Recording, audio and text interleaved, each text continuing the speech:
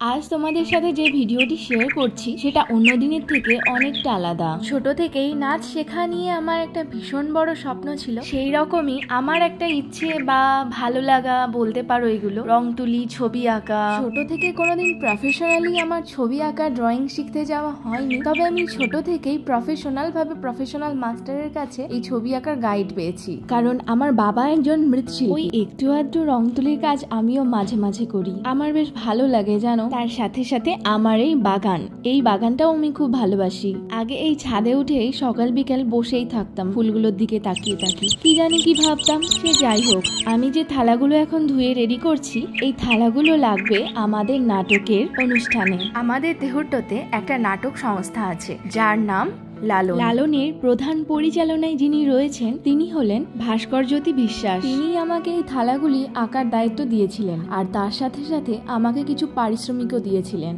প্রথমে কি আঁকবো কিছুতেই মাথায় আসছিল না। তারপর ভাবতে ভাবতে মাছ, ফুল, লতা পাতা এগুলো দিয়ে এই 5টা থালা কমপ্লিট করলাম। তোমাদের সাথেও কি এরকম হয় যে আঁকতে বসলেই ভুলে যাই কি আঁকবো? এই 5টা থালা তো আমার কমপ্লিট হয়ে গেছে। এর সাথে সাথে আমি অন্যান্য কিছু জিনিসও তৈরি করেছিলাম। তখনই একটা চোকার করেছিলাম। এই ফুলগুলো আমার কাছে ছিল, তাই ওইগুলো দিয়েই বানিয়ে নিয়েছিলাম। তার সাথে সাথে আমি থালায় জগন্নাথ দেবকেও আঁকিয়েছিলাম। আর তার সাথে আমার কাছে পুরনো একটা ছোট্ট কাচের টুকরো ছিল, যেটা আমি ফেলে না দিয়ে কাদা মাটি দিয়ে এরকম একটা ছোট ফ্রেম বানিয়ে আয়নাটা বসিয়ে দিয়েছিলাম।